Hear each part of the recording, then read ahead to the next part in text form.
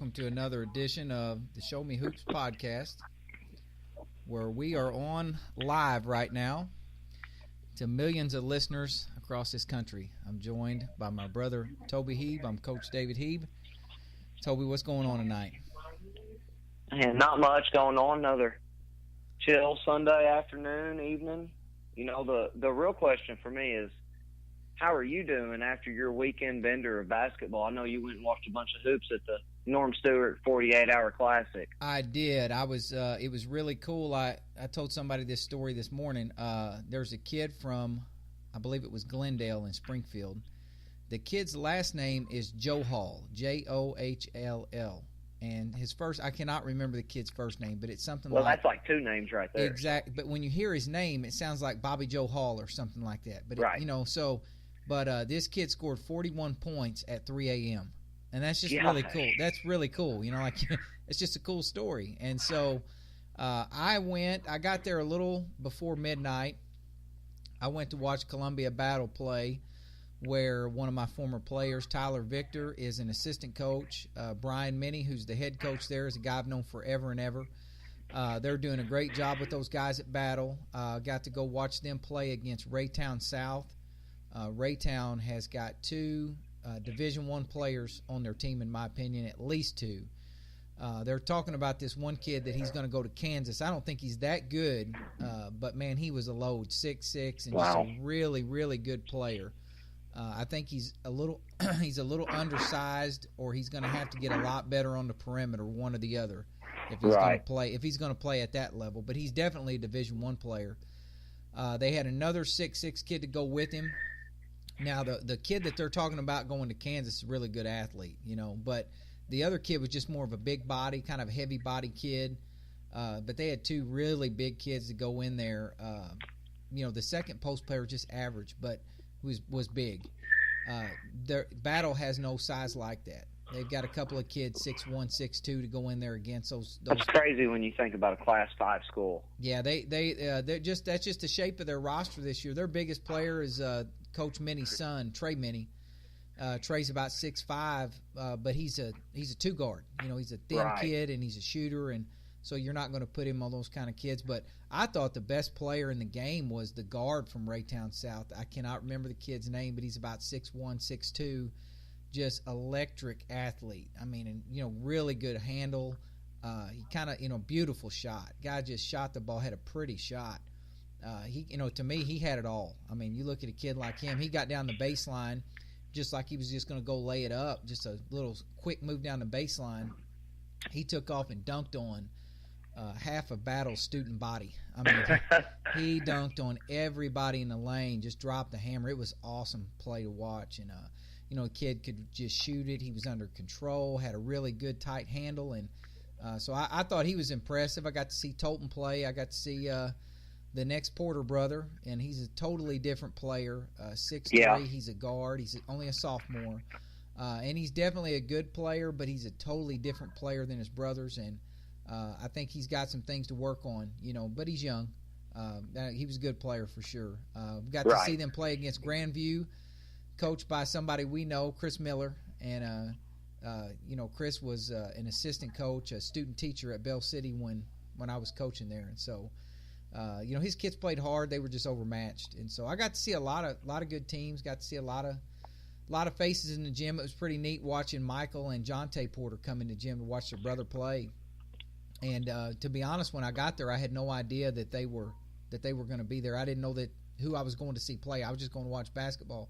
Right. And when those two came in the gym, I actually walked right past them and didn't even see them. I mean, I walked literally shoulder to shoulder past them, didn't even recognize who they were because there was no hoopla around them. It was kind of a neat thing to watch. I mean, everybody just like two normal people in the stands. Yeah, it was just like you know, when I remember one time when I was home and Otto Porter came home to Scott County to watch his brother play, and he was just sitting at the top of the bleachers with his dad. Nobody was making a big deal about it. You know, he's just somebody that we know, and that was kind of the way everybody treated Michael and Jonte. So it was neat to watch. But I just thought that was a cool event. It was on ESPN3, so a lot of people across the country got to watch it. And you know, I mean, my thinking from watching all of it was I still have not seen a great team play, and I came up with this new idea when I watch teams play, like Raytown, for example.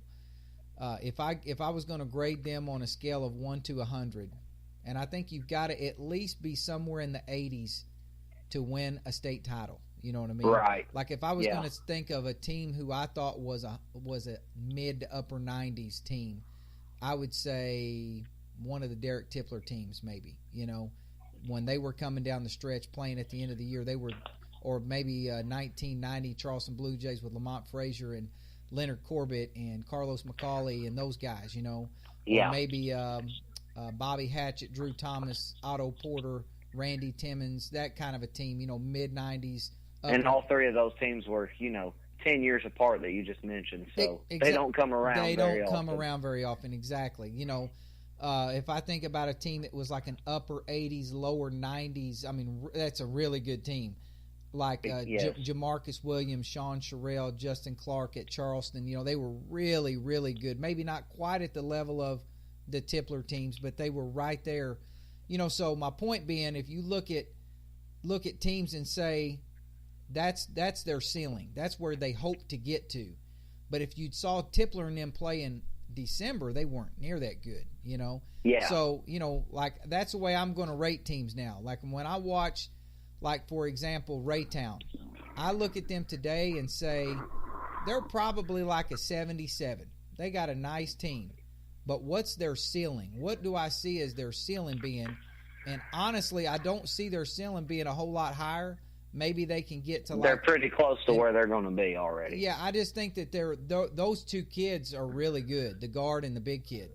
The rest of the kids on their roster, for different reasons, are just role players, and they're about what they're going to be. You know, as compare that to like a team like Tolton, who I saw, that I would say Tolton is like a 72 tonight. They would be a 4th or 5th seed in the SEMO Christmas tournament in a given year. You know, they're not a great team, but they have a lot of sophomores, and they got a 6'7" kid, a 6'6" kid off the bench. And if they would not rely on the three so much, I think they really over-relied on the three. Then I could see them maybe, creeping into the upper 70s, lower 80s. So that's my new ceiling. That's the way I'm going to grade teams. They get two numbers, So I'll say Tolton. Hopefully they get two numbers. 72, 82. That would be how I would grade them, and like it's just how close are they going to get to their ceiling. But I got to see a lot of teams. I got to see Hickman play. I got to see a lot of good teams play. And I have not seen a team yet that I think could get up into the upper 80s, to lower 90s. I haven't seen a team that good yet. Yeah. No, I like to do something too like that, especially when I'm talking to my kids. I try to tell everybody what their team's 2K rating is. I think that kind of resonates pretty good with the kids. Sure. It's a good reference for them. So I say, our 2K rating is this, and theirs might be this. So, we got to, really bring it tonight to try to win a ball game. And I think that one works pretty good for the kids. Absolutely. So we're going to talk a little bit about the college football playoffs. Before we do, I talked about who I saw up here. What are you seeing down there? I know Charleston got beat by Notre Dame. That was a big upset. You were talking about, just your district. You got Brody there with you? Yeah, Brody's creeping around. Yeah, but you were talking about like your own district. Scott Central almost lost to Chaffee. Right. Risco's dropped a couple here early. Everybody's and to those two teams, you got to think about them a little differently because they're out playing some tough competition. Absolutely. Risco went and played Dora, first game of the year, one of the best teams in Class 1, and a couple really good players. Well, the Haney kid obviously is tough as nails, just a freshman. And then, they go and they play Nillyville, who's a good Class 2 school around here. And then they went and played Pucks Co., who's got a kid that can really score, and Levi Woods, a kid can just fill it up. And they lost those three games there. So, you look at their record there, I believe 1-4. It doesn't sound great. But they played three pretty tough schools for sure. And then with Scott Central, they lost a few games, but they're all to a lot bigger schools. And I believe Cairo in Covington, Tennessee, super athletic and talented and big schools. And then they lost to Malden the other night. But, yeah, Chaffee pushed them to the limit. It must have been a really good game. I didn't get to see it, but I kept up with it on Twitter and everything. And, that's just a couple of teams, probably the top 2 teams in the district that everybody thinks about since they played for the championship last year. And then you got other schools like Delta C7 and Gideon and Clarkton that were pretty tough last year and probably be kind of in that middle to top range again this year, that went in the Bulldog Classic at Gideon this past week and finished 6th, 7th, and 8th. So we're all kind of, in the same boat. I feel like anybody can turn a corner and really get going and get hot and maybe just find something that clicks and play. I feel like we're, with the exception of 2 or 3, we might all be kind of right there within 10 or 15 2K points of each other. There you go. And I actually ran into a referee in a gas station when I was home for Thanksgiving. I ran into your good friend Todd Turlington, and Todd was. We go back. We stopped and talked a little basketball there, and I asked Todd. I said, "Who's going to be any good?" And he said, "I know Sykeston is." And I think that a lot of people kind of felt like early maybe Charleston would be, kind of on that level, but they lost to Notre Dame. They kind of dropped one that you didn't think they would drop, but then they lost. And Dexter took them close too. Yes, they did. And then they lost a 1-point game to Vashon. And Vashon, just went up to Chicago and competed with everybody. So, Vashon went up there and they beat Whitney Young, who's a pretty tough school out of Chicago year in and year out. And I think Charleston lost by 1. So if they were going to beat Vashon, that was the game to beat them too, because you heard all about it with the Vashon kids showing up right before the game started, which to me that's no excuse. That's on you. But I can vouch for that. They got there right, about midway's fourth quarter of the game before them, went in the locker room, but they got to stretch and warm up the same amount of time as Charleston did. Sure. But to me, the big thing about it was Charleston shot and finished unbelievably from the field in that first half. They took pretty good care of the ball, but their field goal percentage it seemed like they were making everything they took. So it was like they were kind of catching lightning in a bottle. And if you're going to, sneak up and beat a team like Vashon, you might need a little bit of that on your side too. And they let it slip away there at the end. One of their best players, DeMarcus Sharp, there, probably their only true point guard right now, fouled out with a few seconds to go in the third. And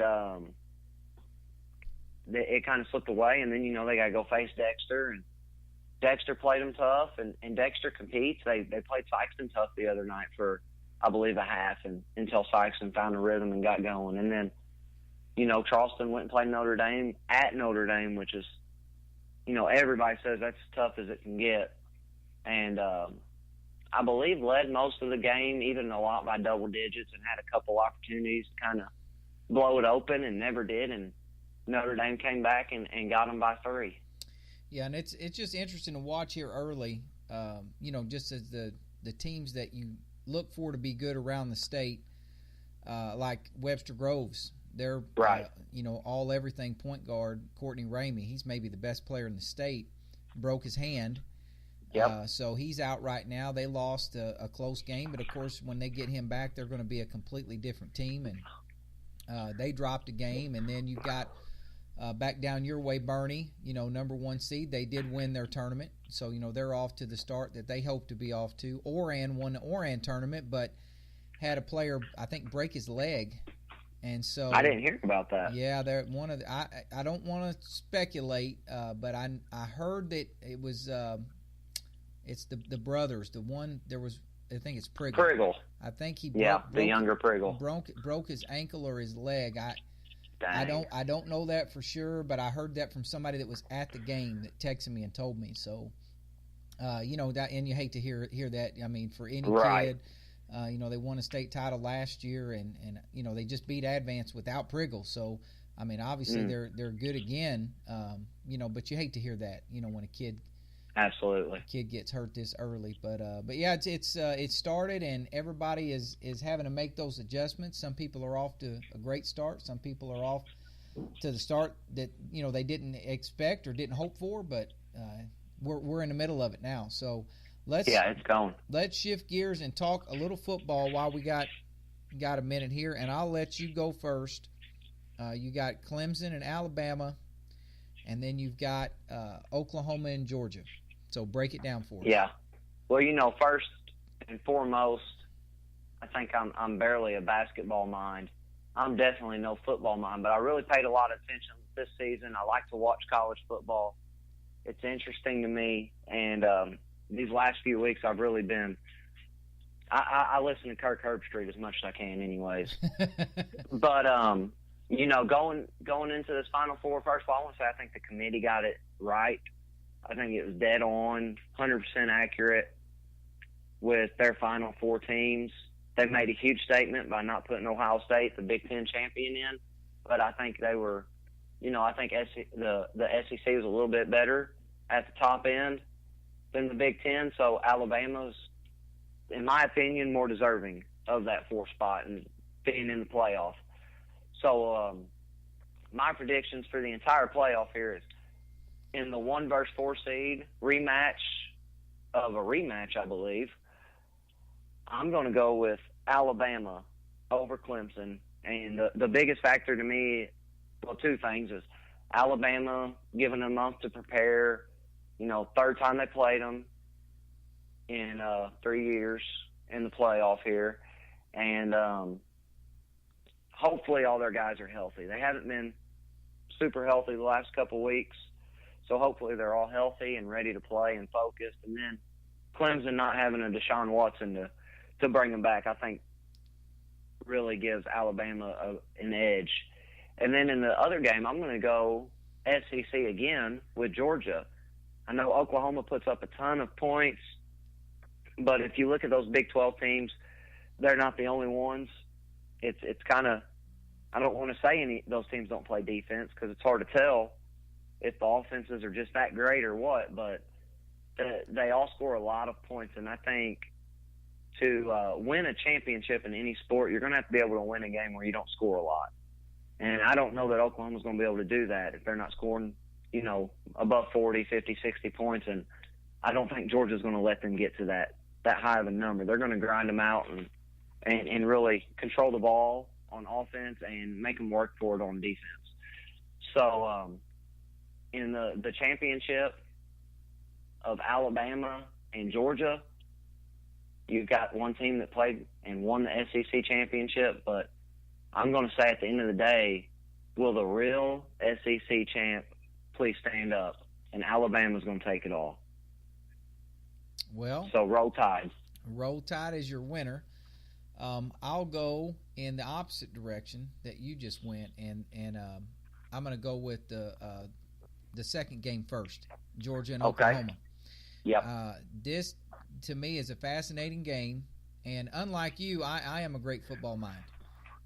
You like to think so anyway. I'm a great football mind, and my friend Nathan Morgan, when we worked together at Crothersville, I used to always tell Nathan my playbook on Madden is, it's pretty complex, and a lot of those plays. See, I'm an Ask Madden kind of guy. No, I design my own plays, and they work for me. Nathan would never run those with the high school team, but he won a lot of games, so obviously he knew it what he was seemed to work doing out for him. But I'm just saying, I was just trying to help the team. That's all. And so, back to the game. This is fascinating to me. You had the head coach at Oklahoma, Lincoln Riley, came out a couple weeks ago and make some statements about the SEC defenses have not seen an offense. They did well in their bowl game last year against an SEC defense, and so he's just basically saying, there aren't very many offenses like that in the SEC, and then vice versa. There's no defenses like that in the Big 12 either. And so I think that Georgia's defense is about to see an offense they have not seen before, and Oklahoma's offense is about to see a defense they have not. It's just strength on strength. They've got the number 1 offense in the country. Georgia has the number 4 defense in the country. Oklahoma leads the country in yards per play. They lead the country in pass yards per pass attempt, in passing completion percentage. They're number 2 in passing touchdowns. They're number 5 in total first downs. I mean, like, so you look at their offensive stats, it jumps off the page at you. Yeah. I think if Oklahoma can get off to a good start, Georgia is not built to come from behind. The question is going to be, I think they have to get pressure on Baker Mayfield. If they can I love Baker Mayfield. And he's a player. And he's got the swag to kind of, he'll compete. He's not scared of going and playing in this moment. Yeah, I think the key statistic for me is sacks. And if you look at sacks on the season, Georgia is ranked 63rd in the country. They're a great defense, but they're not great at getting to the quarterback. And so I think that gives them an opportunity, okay? But having said that, I think at the end of the day, football, it comes down to it is a game of physicality. And if you look at the physicality of the Georgia offense and you look at their offensive line, how they're just running over people all year long, I think eventually, they're averaging 5.8 yards per attempt. Okay, I mean, they're just running it down people's throats in that conference with those defenses. I think they're going to manhandle Oklahoma, their defense, and so I think it's going to be close early, and eventually, what Georgia basically does is choke you out.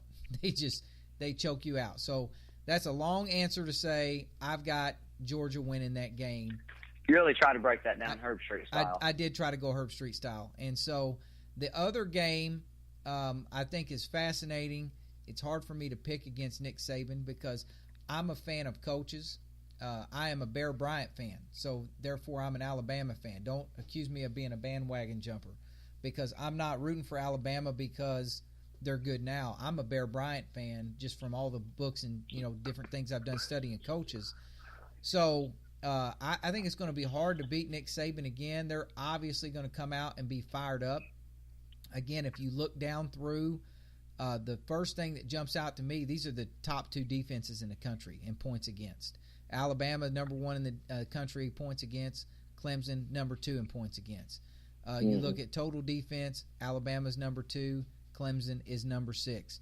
You look at opponents' yards per play.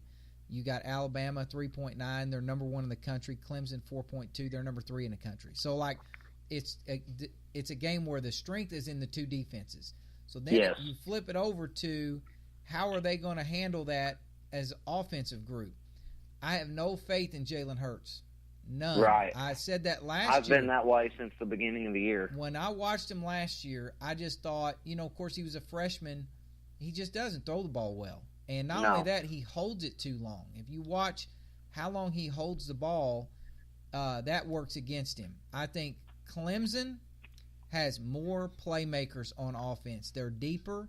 They can rotate backs and receivers. They've got more weapons than Alabama's got.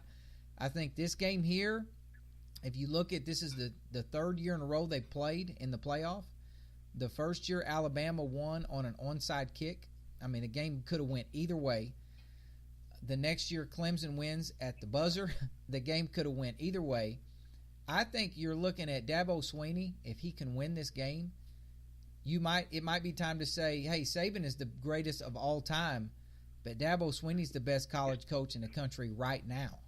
Right. And so you definitely, if he does that, that's beating Saban twice in the last 3 years. I mean, and I think again, it's just going to it really matters who gets ahead early because then they can dictate the tempo. If Jalen Hurts has got to sit back there and throw the ball to catch up, it's game over because the big difference in these 2 teams, they're both great defenses, but the big difference in these 2 teams is sacks. Alabama's 24th in the country, and Clemson is 3rd in the country in sacks. Their defensive line and the pressure they create is actually greater.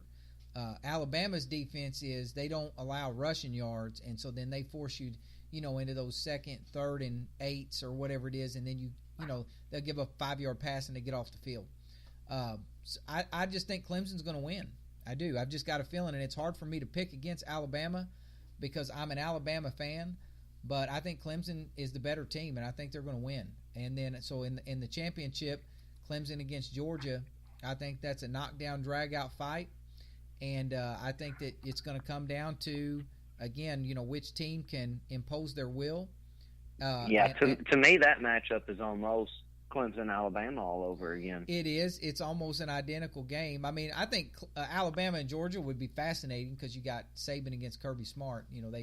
Kirby Smart was the defensive coordinator at Alabama forever and ever and ever. I think Georgia's a year away. I think they're a year ahead of schedule, and that's a credit to their freshman quarterback and their coach. He's done a great job. But I just think it's Clemson's year. I've just got a feeling about Clemson right now, and I think. So you're saying back to back? I just got a feeling about Clemson right now. I mean, I think that if you look, they do something pretty interesting on offense and defense also. But a lot of people rotate players on defense. That's not uncommon. But what Clemson does on offense, rotating so many wide receivers and running backs. I was watching a game last night, and they said that I can't remember the number of players that get in for at least 10 plays a game for them. And they talk about how they rotate players through and how that helps their young kids. So they just keep reloading year after year after year. And they're staying fresh in the game. And so I just think they have more playmakers. I think that their quarterback, that guy, he's really fast and he can throw. And I just trust him a little more than Jalen Hurts. So I think Clemson's going to win. I think they're going to win the whole thing. I think the caveat to all of that would be I think we have to come back after the first game and repick the championship because of what you just said. Injuries in the first game could change the outcome of the championship game. But right now today, if I had to bet a paycheck on one team, I'd bet it on Clemson. That's just me. I would love to hear everybody else's comments and their feedback on that on our picks there. So. But, so shifting gears, now looking ahead, we've been talking about basketball. So what's coming up next down there in Southeast Missouri? And not only that, but with your own team, what do you have coming up next and just in the area? Yeah, well, for my team, we've got a pretty big week for us. We got 3 games this week. And then the following week we'll play in the Campbell Christmas Tournament, which would be another 3 games. So that's good to play that many games, get some reps, some game reps, which is what my kids being young and not a ton of experience. We really need to see that type of stuff. But this week we got a conference and district matchup tomorrow against Delta C7, who, like I said, they beat Gideon last week in the conference or in the Gideon Bulldog Classic. They got 6th place in that tournament, which I believe they were seeded 8th in. So that's, finished 2 spots ahead where they were seeded at is, good for them. They've got some kids coming back. One kid that can really fill it up, Trent Nelson, good offense player, can really score. And then Thursday night we got Richland at their place. Nice matchup. Don't know, we played them tough last year. They've overgone some changes, had their best player move to Sykeston. And then we're going to run into East Prairie, who's rolling hot right now. They are. They're playing really well. They beat New Madrid and Portageville both by 20-plus points, I believe. So East Prairie's looking good right now. It's going to be a real tough one for us, but want to see our guys come out and compete no matter what in that game. So that's us for the next couple of weeks. The big thing going on in Southeast Missouri, I would say, is this week we have the SEMO Conference Tournament. Right. Which would be, Sykeston and Kennett, Dexter, New Madrid, Charleston, and Jackson, and be a really good week of basketball there at Sykeston High School at the field house. And if I believe if the seeds hold out, we'll see a Sykeston-Charleston matchup in a championship game. So that will be the game that people are, that might be more packed and a bigger deal than Charleston-Bashan was. Yeah, and Sykeston just looks really good early. I mean, yes. Early returns on Sykeston. Their big junior, his name escapes me right, Trey Jenkins. Trey Jenkins. He's so much bigger than last year. I saw him at the River Bend.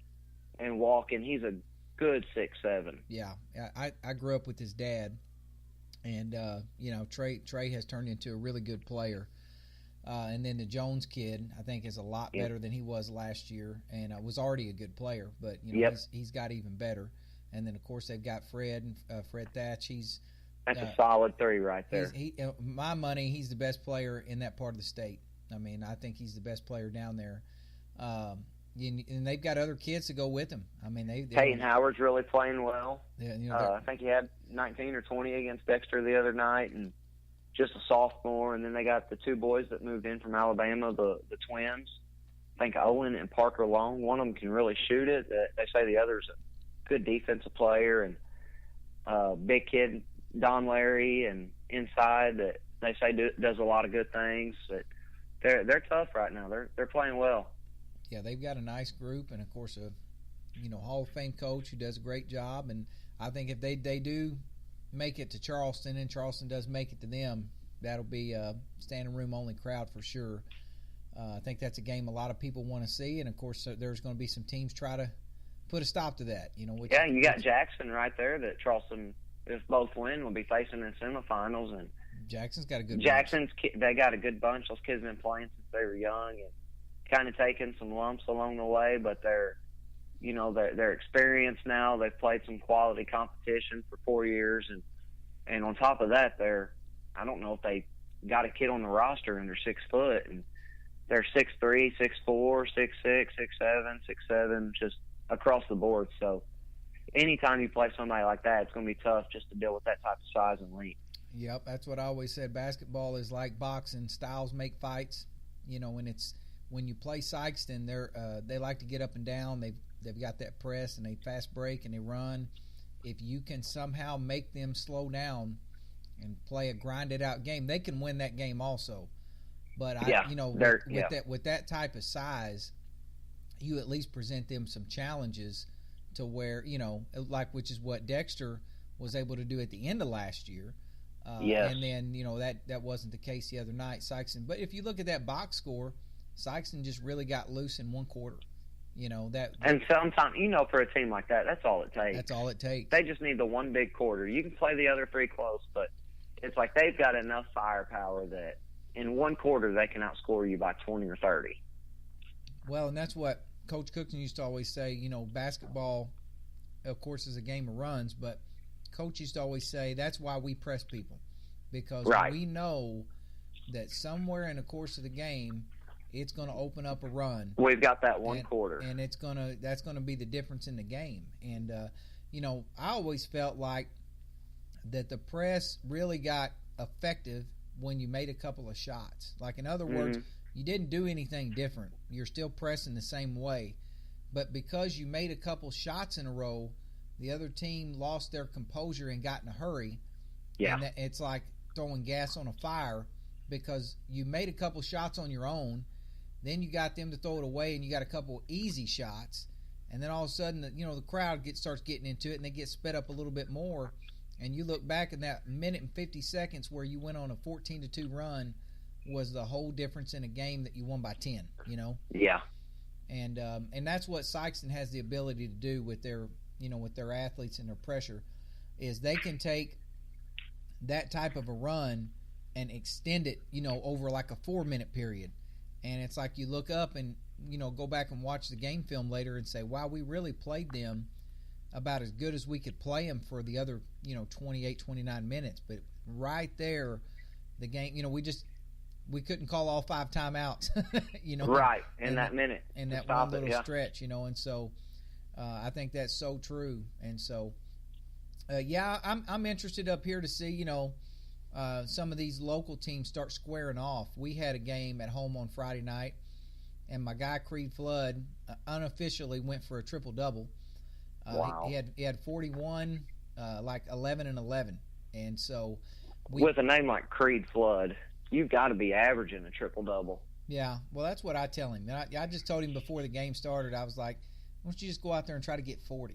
I actually said that to him right before the game. And he did. And he had 41, and Coach took him out with about 6 minutes to go. We had a big lead. Said, I see your 40, and I raise you one. Yeah, it was a night he could have went for 50. Honestly, he was hot, and so, He's a good player. We've got a few other players, and we go in the Pilot Grove tournament this week, where we're going to see, some of the teams in our area and kind of get squared up with some of them, and have district implications down the line, has conference implications down the line. I know Jamestown won a tournament that they were in. Right now they're probably the team to beat in Class 1 around here. Jamestown, in my opinion, I think they are. I think they've got a good bunch. They proved that early on. I think they're 5-0 right now. And so, they're kind of rolling along. And then, you start getting into like the Class 3, 4, 5 schools around here. Rockbridge is really the class of this area. I mean, they've got a really good team. And so Jefferson City right now, they're playing well. They've got a new coach. He's a Jeff City alum. He's come back home to coach, and they've got some talent, and they're playing really well right now. Helias is another school up here that's kind of, playing well right now, somebody to keep an eye on in Class 4. So a lot of good teams, a lot of good basketball in this area. And the biggest thing that I'm seeing when I go to these games is just the over-reliance on the three-point shot. I don't know if you're seeing that as much down there, but I would question coaches, and this is coming from somebody who we shot more threes than anybody. Right. We broke the state record for threes and probably average hitting about 200 a season, over a stretch of several years. We shot a lot of threes. And I remember a coach one time who's a good friend of mine, a guy named Lance Amick. Lance was coaching at Scott City, and somebody called Lance for a scouting report. Hey, we're going to play them. What do they run? What do they do? And this coach laughed because he told me this story. He said, Lance said, they don't run anything. They just run down and shoot it. And that was kind of like the scouting report on us, because we didn't have any size. And so we were doing a lot of this 4 out, 1 in without a post player, drive and kick threes before it was popular. And I don't want to make it sound like I innovated anything, because I just borrowed an idea from another coach is all I did. But we were shooting a lot of threes before it was popular to shoot so many threes. And, it wasn't as widespread as it is now. There were a few teams doing it. We were one of them. Now that seems to be the norm. But what I don't see teams doing is taking advantage of mismatches in the post or driving opportunities. I can't even count how many times this weekend I watched a lot of basketball that I would see the ball get thrown into the post to a 6'6", 6'7" kid, and he's turning and kicking it to the opposite corner for a three when he had a great shot to just take it up. Right. Are you seeing the same thing, or is that just something that's going on up here? I'm not seeing any 6'6", 6'7" kids yet, so no, I haven't seen that part of it. But no, I'd say pretty much what I've seen. I watched a lot at the River Bend, and then the couple games we've played in.